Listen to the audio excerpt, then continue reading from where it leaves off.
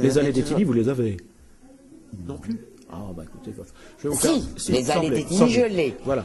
C'est un livre avec une couverture verte. C'est ça, exactement. Mais l'humour, je n'ai pas la trace. Bon, ça, bah écoutez, je vous ferai un petit envoi. Hein. J'avais écrit un ouvrage, mais ça, ce sont des péchés de jeunesse, je dirais presque. Hein. Ça n'a pas d'importance. Il y avait un ouvrage sur les établissements hospitaliers qui s'intitulait La danse du scalpel, et un autre qui, disons, portait sur le caravaning et qui s'intitulait Comme sur des roulottes. Vous voyez, donc voilà, ça renvoie déjà à un passé lointain. Très bien. Dites, on vient à l'orthographe parce que finalement vous êtes là pour ça. Oui. Pour vous, c'est un petit jeu ou un défi? Les deux. Les deux. Bien sûr, l'orthographe, ça reste un jeu. D'ailleurs, je crois que les gens ne se déplaceraient pas en masse s'il n'y avait pas un côté ludique. C'est aussi un défi que l'on lance principalement à soi-même. Il y a quand même le plaisir de la compétition. Bon, il se trouve que j'ai eu cette chance de remporter la première édition de Pivot, et quand vous avez la chance de remporter une édition nationale, la première, bah, elle devient un petit peu votre chose. Donc après,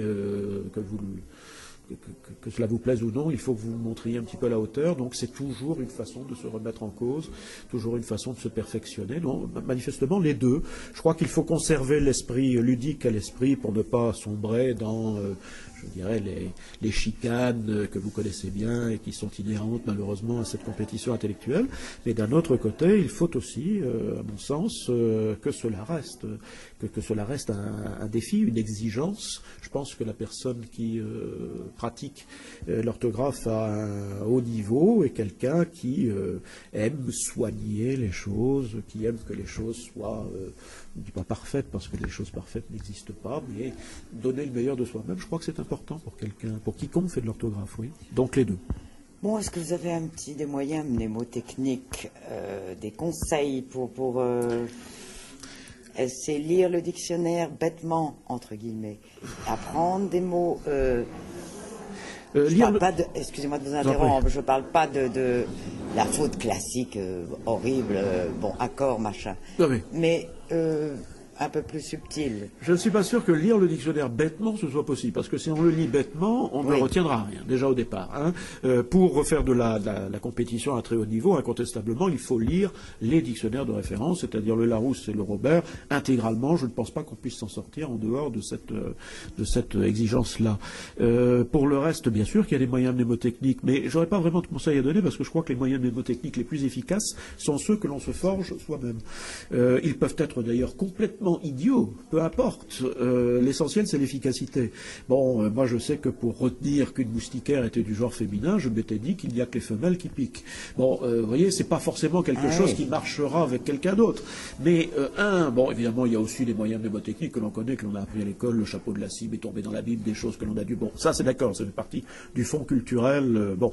Mais à côté de ça, je crois que ce qui a une grande importance, c'est de pouvoir se créer des moyens mnémotechniques personnels. Et alors là, j'en ai inventé, effectivement, une quantité industrielle, hein, dont je ne me souviens plus forcément maintenant. Hein, bon, la question est là. Mais oui, bien sûr, les moyens mnémotechniques sont, à mon avis, l'une des armes les plus efficaces dont nous disposions. Ça, c'est incontestable. Bon, à côté de ça, il ne faut pas non plus en créer des milliers, parce que si vous les multipliez, ils perdent de leur efficacité. Il faut les créer là où une excellente chose consiste, par exemple, quand vous voulez retenir le genre de certains mots difficiles, à les assortir d'un adjectif pour lequel on entend la différence entre le masculin et le féminin. Bon, par exemple, je reprends l'exemple de la moustiquaire, une moustiquaire encombrante, parce que si vous les apprenez, à la limite, c'est pas moi qui ai inventé ça, c'est Trépan en parlait dans ses ouvrages. Ça vous permet de retenir non pas seulement le mot, mais le bloc, et quand le mot revient, l'adjectif vous revient également, et si vous avez un tout petit peu de mémoire auditive, vous conservez le genre. Donc, il y a quantité de choses, effectivement, dans ce domaine-là, mais je crois que tous les compétiteurs pourraient vous donner des moyens mnémotechniques différents. Encore qu'ils se retrouvent quelquefois sans le savoir sur certaines choses qu'ils ont inventées chacun de son côté.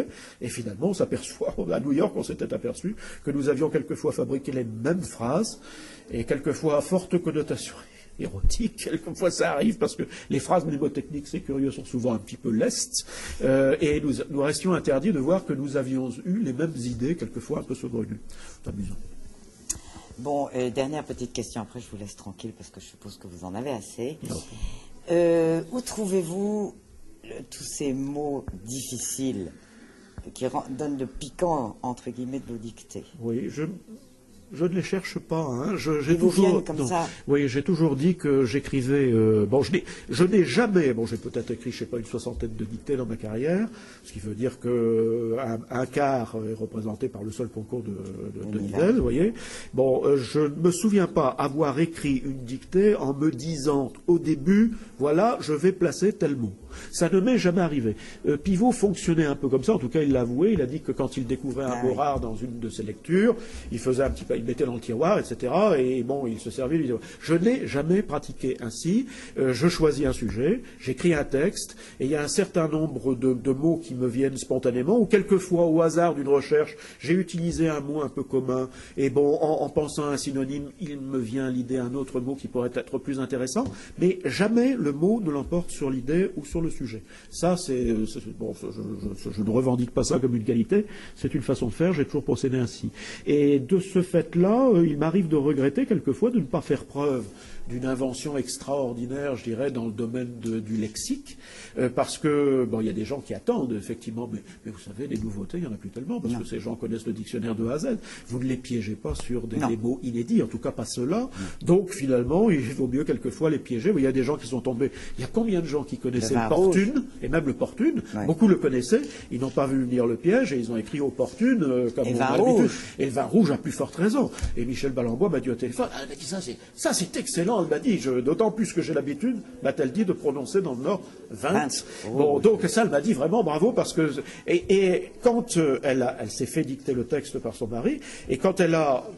On a des réflexes quand même de compétiteur, elle s'est dit, vin rouge, c'est pas possible que ce soit le vin rouge. Et elle dit, j'ai passé en revue tous les homonymes de vin, avant de penser effectivement au vin VINGT. Donc c'est le réflexe de compétition qui l'a amené de ne pas commettre l'erreur. Et quand elle a compris que c'était ce vin-là, elle a dit « Ah oui, très bien ». Mais ça ne lui était pas venu spontanément non plus. Je pense qu'il y a plus de chance, plus de risque, ça dépend du point de vue où on se place, de piéger les gens de cette manière-là que d'aller chercher des mots sortis de l'édition 2008. Puis, pas beaucoup de mérite, je dirais, à aller déterrer des mots qui ne sont employés par personne. C'est pas vraiment intéressant. C'est pas le... Alors, bien sûr, il en faut, parce que, bon... parce qu'attention, les gens qui lisent les textes, qui vont lire, par exemple, les textes dans la presse, s'il n'y a pas un certain nombre de mots rares auxquels on puisse s'identifier, bon, par exemple, on se souvient de telle dictée de Pivot parce que c'était la dictée du Coquemar, ou la dictée du Solilès, ou la dictée de je ne sais plus quoi. Les gens aiment bien s'identifier à un mot rare pour avoir le plaisir d'avoir appris quelque chose. Donc il en faut quelques-uns. Mais je pense que piéger les gens essentiellement là-dessus, personnellement, je trouve que ça n'a pas grand intérêt.